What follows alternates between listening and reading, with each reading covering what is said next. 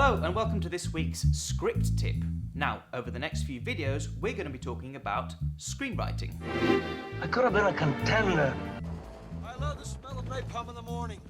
You can't handle the truth! Now, for the first few of these videos, we're going to be looking at dialogue. Dialogue is one of the most useful tools screenwriters possess, whether that's for developing the character or for moving the plot along. It's dialogue that makes some movies, like On the Waterfront or A Few Good Men, classic films, and most of the time it's the dialogue that the audience will remember coming out. Whether it's because it's so good... And what do they call it? They call it Royale with cheese. Royale with cheese.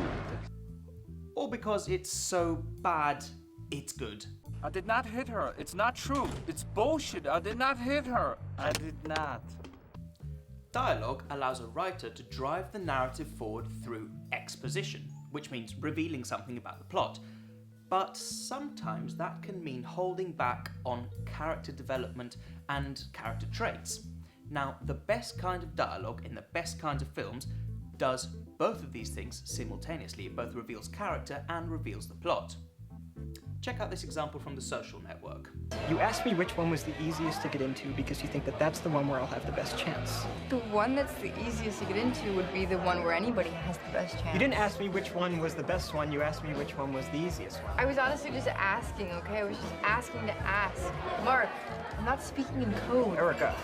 You're obsessed with finals clubs. You have finals clubs OCD and you need to see someone about it. We'll prescribe you some sort of medication. You don't care if the side effects may include blindness. Final clubs, not finals clubs. The first scene in the film already establishes what kind of character Mark is and what he's going to do, which is the plot. He is highly intelligent, he is intensely ambitious and driven, but he's also rude and demeaning to his girlfriend. So, in the first 5 minutes, we already have a complex character being presented to us. He is an intelligent, high-achieving asshole. And another thing.